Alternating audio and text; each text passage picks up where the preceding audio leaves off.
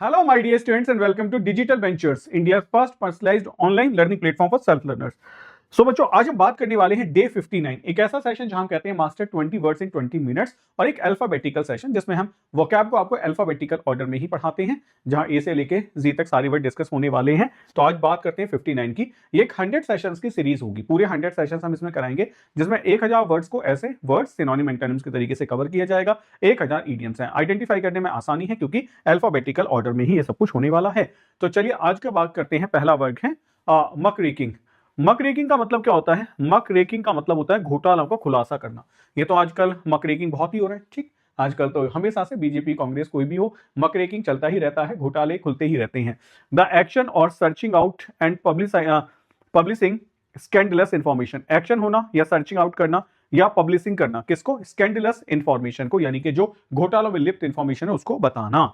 The journalist was known for his muckraking, exposing corruption in high places. The journalist was known, उसको जाना जाता है for his muckraking को लेके, यानी कि वो घोटाला को खुलासा करता है, exposing corruption in high places, कि कैसे करप्शन होता है हाई प्लेसेस में, ठीक है, बड़ी जगह पे या बड़े तरीके से कैसे करप्शन किया जाता है। इन्वेस्टिगेटिव हो जाएगा, जर्नलिज्म हो जाएगा, एक्सपोज हो जाएगा। डिगिंग माने खोदना होता है, लिटरेरी अगर हम वैसे याद करें तो कह सकते हैं ना कि he digging in the corruption, corruption को खोद रहा है, प्रोबिंग करना होगा। प्रेस करना होगा, कमेंडेशन होगा, फ्लैटरी होगा, अप्रूवल होगा, कॉम्प्लीमेंट होगा। ये वर्ड इसके अपोजिट बन जाते हैं कि आलोचना नहीं की जा रही है, सिर्फ बताया जा रहा है। चलिए आगे बात करते हैं। नेक्स्ट वर्ड है मकी। मकी का मतलब होता है जब आप कहते हो कोई चीज बहुत गंदी है, गंदा है, उसको हम मकी कहते हैं। मकी है कवर्ड विद अ कंसिस्टिंग और डर्ट और फिल्थ, मतलब covered with a consisting of dirt और फिल्थ, मतलब किस चीज से भरा हुआ है। मकी गंदा होता है जो चीज जिसके ऊपर डर्ट है, डस्ट है, उसको आप कहते हो गंदा। जैसे the children came home with mucky shoes after playing in the mud. अब मड में खेल के आए तो उनके ऊपर जो शूज थे उसके ऊपर डर्ट लगा हुआ था, गंद लगा हुआ था, कीचड़ लगा हुआ था, तो आप उसको देख के कह सकते हैं मकी शूज। आप तो बता सकते हो कि मकी क्या है। मकी शूज मतलब डर्ट वाली, ठीक है, मकी माने गंदा होगा। अब मकी के सिनोनिम्स क्या क्या है? पहला है डर्टी। डर्टी माने गंदा होगा, फिल्दी माने भी गंदा होता है। ग्रीमी मतलब कैसा होता है बेटा? बहुत ज्यादा, मतलब इंटेंस डर्ट, बहुत ज्यादा। और ग्रबी मतलब भी डर्टी होती है लेकिन थोड़ी लाइट होगी। अगर मैं बात करूं तो ये सीरियस हो गया, लाइट होगा। मडी माने कीचड़ से रिलेटेड होता है, मिट्टी से रिलेटेड होता है, गंदा ही होगा। क्लीन है, स्पॉटलेस है, प्रिस्टाइन बहुत बढ़िया, टाइडी है या फिर हाइजीनिक है। ओके, अब हाइजीनिक जो थोड़ा सा अलग हो जाता है, साफ सुथरा भी है, क्लीनलीनेस से भरा हुआ है, एज वेल एज वहां पर कोई इंफेक्शन भी नहीं है, तो आप ऐसे इसका यूज कर सकते हो, लेकिन होगा अपोजिट ही। नेक्स्ट देखिए।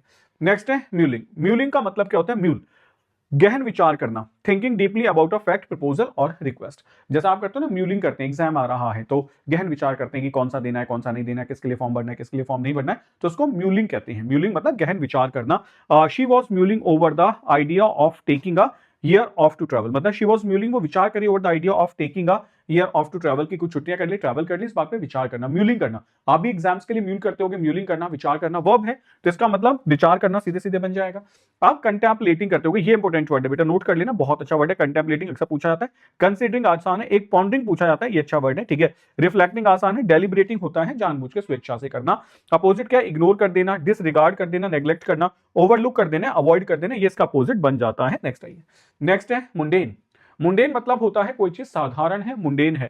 लैकिंग इंटरेस्ट और एक्साइटमेंट या डल होगा, इसमें लैक करता है इंटरेस्ट में और एक्साइटमेंट में, और डल होगा। He found his office job mundane and longed for adventure. वो देखता है कि उसकी ऑफिस जॉब कैसी है, मुंडेन है, and longed for adventure, adventure के लिए क्या करे, मतलब तरसते रहता है कि भाई कभी टाइम मिले तो मैं भी एडवेंचर करूंगा। तो he found his office job mundane, उसको लगता है कि लैक ऑफ इंटरेस्ट है। अच्छा, मुंडेन टास्क ऐसी हो सकती है जो आप रिपीटेडली कर रहे हो, आप कहते हैं ना इसमें कोई एडवेंचर नहीं है, डेली ऑफिस जाना घर आ जाना, ये मुंडेन टास्क होती है, ठीक है, ऐसे आप यूज कर सकते हैं। तो he found his office job mundane and longed for adventure, की कुछ नया हो, एक्साइटमेंट, एक्साइटेड हो, कहीं बाहर चले घूमने के लिए, ठीक। नेक्स्ट, अभी आपकी ऑर्डिनरी टास्क होगी, भाई रोजमर्रा की जीवन ऑर्डिनरी ही होता है, कॉमन प्लेस होगा, रूटीन वाला होगा, बैनल होगा, एवरीडे टास्क होगी। अपोजिट क्या है? ये एक्स्ट्रा ऑर्डिनरी आपने बात की, एक्साइटिंग है, अनयूजुअल है, रिमार्केबल है और एक्सेप्शनल चीजें हैं, तो यहां आप इसको अपोजिट में यूज कर सकते हो। चलिए नेक्स्ट बढ़ते हैं। नेक्स्ट आइए। नेक्स्ट है मर्की। मर्की मतलब होता है धुंधला वेदर। मर्की जो है ना वेदर के लिए यूज करते हैं, मर्की वेदर, आज का वेदर थोड़ा धुंधला है, डस्ट है, धूल है। डार्क एंड ग्लूमी होगा, अंधेरा भी है, specially due to thick mist, not clear, होता है ना बारिश हो गई, गंदा सा हो गया या बहुत फॉगी है, ऐसे केसेस में आप मर्की का यूज करते हैं। The river water was not too murky to see anything below the surface, कि the river was too murky, इतना ज्यादा गंदा है जितना नहीं होना चाहिए, to see anything below the surface, आप सरफेस के नीचे कुछ नहीं देख सकते हैं। भाई पानी इतना गंदा है कि आपको पानी के अंदर क्या है कुछ भी दिखाई नहीं देता, उसको आप मर्की कह सकते हैं, ठीक है। तो अच्छा वर्ड है मर्की, धुंधला है, ये धुंधले के सेंस में यूज किया जाता है, मतलब डर्ट वाले सेंस में नहीं है, समझ गए ना, वाटर डर्टी है, तो वो भी डर्ट है, डस्ट शूज डर्टी है, वो भी डर्टी है, ठीक है। लेकिन अंतर क्या होगा कि ये मर्की मतलब होगा जैसे आप धूल की बात कर, सॉरी अनक्लियर की बात कर रहे हो, तो आपने कहा क्लाउडी होगा, ऑब्सक्योर होगा, अस्पष्ट, डिम होगा, फॉगी होगा या फिर शेडोई होगा, इस सेंस में आप इसका यूज करते हो, ठीक है। तो आपने क्लियर कह दिया। अच्छा वेदर है, तभी भी आप कह सकते हो क्लाउडी वेदर है, नहीं दिखाई दे रहा है, विजिबिलिटी पूरी नहीं है, बाकी होगा। क्लियर है, ब्राइट है, ट्रांसपेरेंट है, अनक्लाउडेड है या फिर ल्यूसिड है। ल्यूसिड तो वैसे भी कहते हैं ना इजीली अंडरस्टैंडेबल है, तो चीजें ल्यूसिड है मतलब मुझे स्पष्ट दिखाई देती हैं। बढ़ते हैं आगे नेक्स्ट वर्ड की तरफ। नेक्स्ट है मजल। मजल का मतलब होता है नकेल या साइलेंस लगा देना। इसको ध्यान से सुनो। आपने देखा होगा गाय या भैंस के मुंह पे या कुत्तों के मुंह पे भी एक ऐसे मतलब रस्सी का बना हुआ एक कपड़ा बांध दिया जाता है, ठीक है, रस्सी से बंधा हुआ एक वो टूल जैसा बांध दिया जाता है, उसको आप कहते हो मजल। अब मजल दो चीजें हो गए यहां से। मजल नाउन का मतलब हो गया दे आर यूजिंग मजल, है ना, on the mouth of the dog, that's why it's not going two bit anyone. तो हमने कहा कि टू बाइट एनीवन, तो हमने यहां समझा कि ये मजल हो गया, वो टूल हो गया, ठीक है। दूसरा मजल होता है कि आपने किसी को कुछ कहने से रोक दिया, करने से रोक दिया। तो आप कह सकते हो कि government has muzzled a lot of activities, मतलब बहुत से एक्टिविटीज को मजल कर रखा है, यानी कि रोक रखा है। तो मजल है a guard fitted over an animal's nose and mouth to prevent biting. तो ये तो हो गया नाउन का कॉन्सेप्ट, ठीक है। वर्ब का मतलब क्या है, कुछ ना करने देना।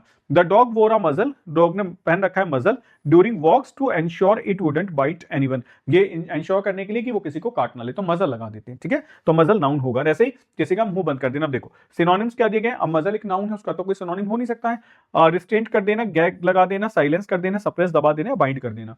अपोजिट क्या होगा, मैंने रिलीज कर दिया, फ्री कर दिया, अनबाइंड कर दिया, एक्सप्रेस कर दिया, लिबरेट कर दिया। तो ये वर्ड इसके अपोजिट बन जाते हैं, मुक्त छोड़ देना, फ्री छोड़ देना। नेक्स्ट आइए। नेक्स्ट है माइरिएट। माइरिएट का मतलब क्या होता है, असंख्य होगा। अ काउंटलेस और एक्सट्रीमली ग्रेट नंबर, किसी चीज का बहुत ज्यादा होना, बहुत तेजी से बढ़ देना, माइरिएट होगा। The night sky was filled with a myriad of stars, मतलब night sky was filled with a myriad of stars, बहुत सारे स्टार्स हैं, अनगिनत है, काउंटलेस है, ठीक है। आप कह सकते हो myriad of startup in this century. Century में हम देख सकते हैं बहुत सारे स्टार्टअप्स है, उसको माइरिएट कहते हैं। माइरिएट क्या होगा, मल्टीट्यूड होगा, काउंटलेस होगा, न्यूमरस होगा, इनफाइनाइट होगा या फिर इनन्यूमरेबल होगा, जिसको गिन नहीं सकते हैं। अपोजिटल लिमिटेड होगा, फ्यू होगा, स्कार्स होगा, फाइनाइट होगा और मिनिमल होगा। ये वर्ड इसके अपोजिट बन जाते हैं, ठीक है। नेक्स्ट आइए। नेक्स्ट है मिस्टिक। मिस्टिक का मतलब क्या होगा, मिस्टिक का मतलब होगा रहस्य में, इन्वॉल्विंग और कैरेक्टराइज्ड बाय ईसोटेरिक। ईसोटेरिक होता है जो बहुत कम लोग जानते हो, ये इंपॉर्टेंट वर्ड है, नोट करना। ईसोटेरिक मतलब होता है बहुत कम लोग जानते हैं, नोन टू फ्यू, किसी कुछ ही लोगों को पता है, ठीक है। और अदर वर्डली होगा सिंबॉलिक और प्रैक्टिसेस और कंटेंट होगा, या सिंबॉलिक को प्रैक्टिसेस होंगी या कंटेंट होगा, ठीक। जैसे example, the mystic rituals of the ancient tribe fascinated the anthropologist. जो मिस्टिक रिचुअल्स थे, मतलब जिनको बहुत कम लोग जानते थे, ऐसे rituals of the ancient tribe के फैसिनेटेड, फैसिनेट कर दिया द एंथ्रोपोलॉजिस्ट को, मतलब एंथ्रोपोलॉजिस्ट, एंथ्रोपो माने मैनकाइंड होते हैं, लॉजिस्ट माने स्टडी करने वाले, तो जो मैनकाइंड की स्टडी करते हैं उनको भी बड़ा क्या कर दिया बेटा, फैसिनेटेड कर दिया। सी सिनोनिम क्या है, स्पिरिचुअल होगा, मिस्टीरियस होगा, ऑकल्ट होगा, सुपरनेचुरल होगा और एनिग्मेटिक होगा। एनिग्मेटिक का मतलब होता है पजलिंग जैसा, ठीक है। एनिग्मेटिक होगा पजलिंग कर देना, वैसे होगा। सुपरनेचुरल, ऑकल्ट एक ही है, ऑकल्ट मतलब भी सुपरनेचुरली होता है। और ये आपका मिस्टीरियस होगा, स्पिरिचुअल होगा। मुंडेन होगा, साधारण है, ऑर्डिनरी है, एवरीडे वाला है, सेक्युलर है या फिर कॉमन है। तो ये वर्ड इसके अपोजिट बन जाएंगे, ठीक है। चलो मूव करते हैं नेक्स्ट। नेक्स्ट हमारा वर्ड है नेसेंट। नेसेंट मतलब होता है उभरता हुआ, कोई चीज अपनी इनिशियल स्टेज में है, अभी शुरुआत हुई है, उभरता हुआ है। हमने कहा जस्ट कमिंग इनटू एग्जिस्टेंस, अभी अभी एग्जिस्टेंस में आया है। एंड बिगनिंग टू डिस्प्ले, दिखना शुरू हुआ है, उसके साइंस दिखे हैं ऑफ फ्यूचर पोटेंशियल के लिए। जैसे The nascent startup company showed great promise with its innovative products. जो नई नई स्टार्टअप कंपनी है ना, उसने अपने प्रोडक्ट के द्वारा बहुत कुछ दिखा दिया मार्केट में, क्योंकि बड़ा इनोवेटिव प्रोडक्ट है, ठीक है। तो आपने कहा the nascent startup company showed great promise, बहुत ज्यादा प्रॉमिसिंग कंपनी है, ठीक। सी इमर्जिंग होगा, उभरता हुआ, बडिंग होगा, जिसमें से अभी बड़े निकली ही हैं, डेवलपिंग होगा या फिर बिगिनिंग होगा या फिर राइजिंग होगा। अपोजिट आपने कहा डिक्लाइनिंग है, खत्म हो रहा है, विद हियरिंग है, कमजोर होता जा रहा है, डाइंग मरता हुआ है, एंडिंग है या रिसीडिंग पीछे हटता हुआ, ठीक है। तो ये सारे वर्ड इसके अपोजिट बन जाते हैं। रिसीडिंग को आप मार्क कर लेना, रिसीड माने पीछे हटना हो जाता है। वर्ड आता है निफेरियस। निफेरियस मतलब होता है दुष्ट, बहुत बुरा, यानी कि विकेड होगा या क्रिमिनल होगा। विकेड भी याद कर लेना, निफेरियस आपको याद करना है, बड़ा अच्छा वर्ड है nefarious. The villain's nefarious plot was thwarted by the hero. क्या हुआ कि जो विलेन का निफेरियस प्लॉट था ना, बहुत विकेट जो प्लॉट था, थ्वार्टेड बाय द हीरो, हीरो ने उसको खत्म कर दिया। अक्सर ऐसे ही होता है, हीरो क्या करता है, विलेन के प्लॉट्स को, निफेरियस प्लॉट्स को थ्वार्ट कर देता है। सिनोनिम क्या होगा, विकेट होगा, इविल होगा, सिंफुल होगा। मालवोलेंट का मतलब होता है बहुत बुरा, जो किसी का बुरा करता हो। हीनियस माने जघन्य होगा, बहुत बुरा, हीनियस क्राइम। गुड होगा, वर्चुअस होगा, ऑनरेबल होगा, नोबल होगा, राइटियस होगा। ये तो आसान वर्ड है। अब यहां तक हुए हमारे 10 वर्ड्स, ठीक है। ऐसे अल्फाबेटिकल ऑर्डर में धीरे धीरे पढ़ते रहेंगे। तो यहां हमने 10 वर्ड डिस्कस किए, जिनमें से हर वर्ड के साथ हमने 5 सिनोनिम्स को समझा और 5 एंटोनिम्स को समझा। अब हम बात करेंगे इडियम्स एंड फ्रेजेस को लेके। ये इडियम्स एंड फ्रेजेस भी मैं आपको पूरे 1000 कराऊंगा, जैसे आज आपका डे 59 है, तो ऐसे बेटा इडियम्स एंड फ्रेजेस में कराता रहूंगा। चलो शुरू करते हैं। पहला वर्ड है ऑन टेंटर हुक्स। बेटा कभी कोई चीज जब टेंटर हुक्स पे होती है, स्टेट ऑफ एंजाइटी और सस्पेंस में होती है, मतलब it is on tenterhooks, यानी कि एंजाइटी और सस्पेंस में है। आपने कहा we were on tenterhooks awaiting या waiting for the jury's verdict. We were on tenterhooks, हम किसमें है, टेंटर हुक्स में है। Waiting for the jury's verdict, हम जूरी के वर्डिक्ट का इंतजार करें। वर्डिक्ट मतलब होता है जजमेंट, आउटकम जो होता है ना, जूरी अपना वर्डिक्ट देती है कि ऐसा होगा, तो हम टेंटर हुक्स में है, सस्पेंस में है, एंजाइटी में है। तो ऐसे केसेस में आप टेंटर हुक्स का यूज करते हैं। नेक्स्ट आइए, ऑन द कफ। अगर आपको याद आता हो तो आप हमने पढ़ा था off the cuff, off the cuff पढ़ा था ना हमने, ऑफ द कफ। तो ऑफ द कफ का मतलब क्या था, ऑफ द कफ का मतलब था ऑन क्रेडिट, ठीक है। तो ऑन द कफ का मतलब, सॉरी, ऑफ द कफ का मतलब क्या कहते हैं, without preparation, sorry without preparation, कि मैंने बिना प्रिपरेशन की बोल दी, he delivered the speech off the cuff, ठीक है। ऑन द कफ का मतलब होता है ऑन क्रेडिट, मतलब उधार ले लेना, विदाउट इमीडिएट पेमेंट, बिना इमीडिएट पेमेंट के। He bought the suit on the cuff, उसने सूट को खरीदा on the cuff, and promised to pay later, और कहा कि बाद में पे कर देगा। तो दो याद कर लो, off the cuff, on the cuff. Off the cuff का मतलब होता है बिना प्रिपरेशन के, ऑन द कफ का मतलब होता है ऑन क्रेडिट, उधार ले लेना, ठीक है, क्रेडिट कार्ड पे ले लेना। नेक्स्ट आइए, on the horns of dilemma. On the horns of dilemma क्या है, डिलेमा देखो, डिलेमा का मतलब क्या होता है, अगर मैं इस वर्ड की ही बात करूं तो मैं अनेबल टू डिसाइड होता हूं, आई एम इन डिलेमा, मतलब मैं डिलेमा में हूं, I can not decide what to do what not to do. तो अगर मैं कह रहा हूं on the horns of dilemma, तो आप डिलेमा के सींग पे बैठे हो, मतलब you don't not know what to do.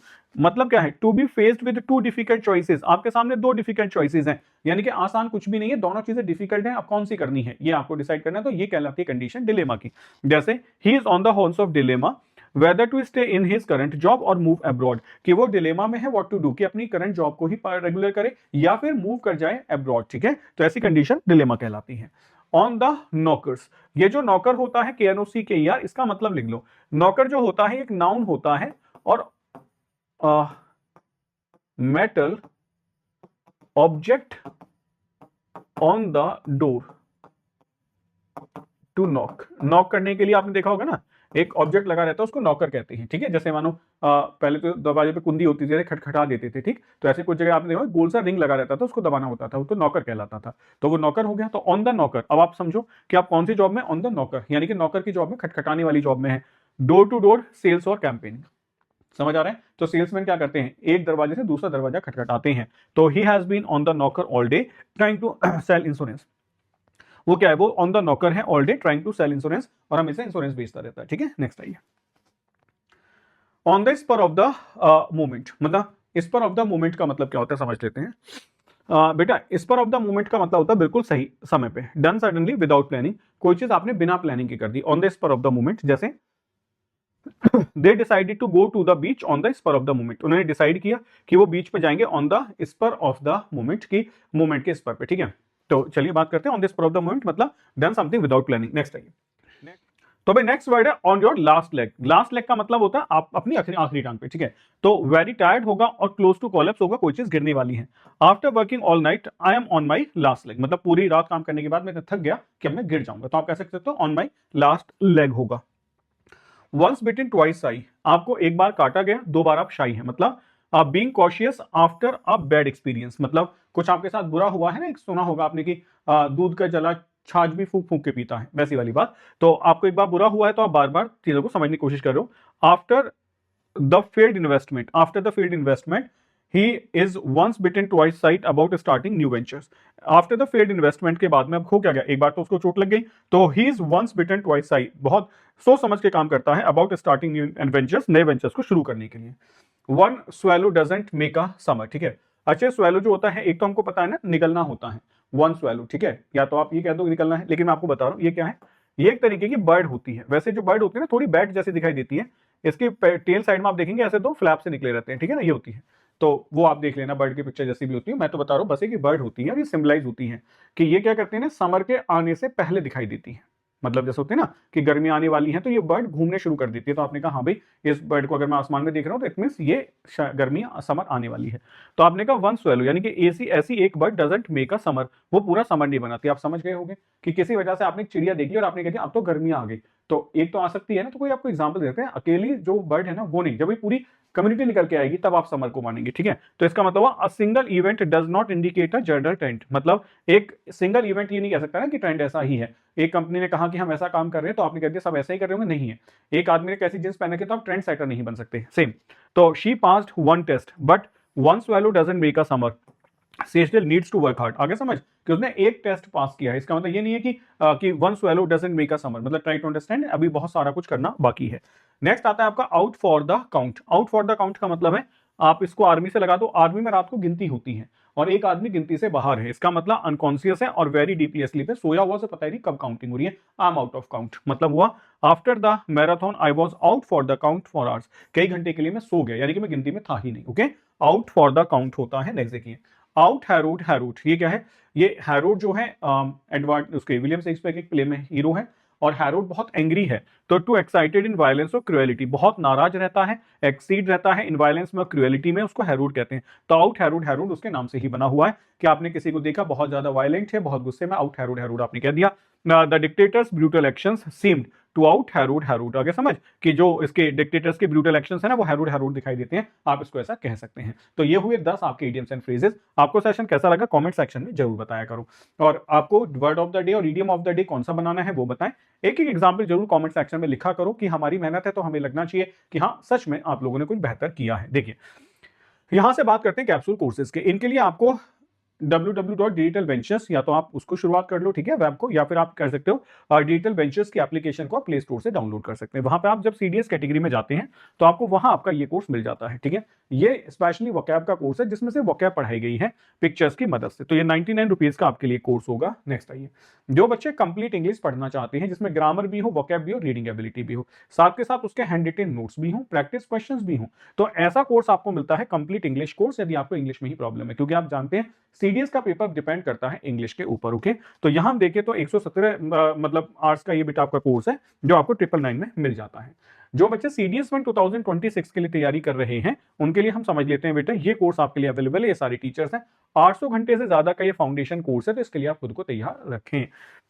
इसके बाद हमने प्रोवाइड किए capsule courses just tailored according to the need of the students. कुछ को लगता है कि मुझे पूरी जीएस नहीं पढ़नी है, मुझे पॉलिटी में दिक्कत है, हिस्ट्री में दिक्कत है, तो आप ऐसे कोर्सेज अपने ले सकते हैं जो आप चाहें। साथ के साथ टेस्ट सीरीज आप अपनी पोटेंशियल चेक करो बिफोर एग्जाम कि आप कहाँ स्टैंड करते हैं, ठीक है। आप अपना जो इंपैक्ट स्कोर है या फिर आप कह सकते हैं आप उससे कितने दूर हैं, ठीक है ना, आपका जो एग्जाम के स्कोर आप उससे कितने दूर हैं। तो बेस्ट भी होता है टेस्ट सीरीज देना। टेस्ट सीरीज आप पूरे पूरे एग्जाम्स की दे सकते हैं या फिर किसी पर्टिकुलर सब्जेक्ट की टेस्ट सीरीज आप दे सकते हैं, ये आपके लिए है। उससे लगाते हैं आपके हैंड रिटन नोट्स, ये आपके लिए अवेलेबल है सीडीएस, ओटी और बाकी सारे सब्जेक्ट्स में, तो इन्हें आप कर सकते हैं, ले सकते हैं। उसके बाद बात करते हैं, यहाँ आप देखें तो बेटा India first personalised online learning platform for self learners, यहाँ ये आपके लिए हमारे टेलीग्राम सोशल मीडिया प्लेटफॉर्म से आप हमें ज्वाइन करें, और आपको दिया गया हेल्पलाइन नंबर 7800099699, आप इसे भी ज्वाइन कर सकते हैं। ओके, तो चलिए अब आपसे मुलाकात होगी नेक्स्ट क्लास में। Till then take care, bye bye, जय हिंद।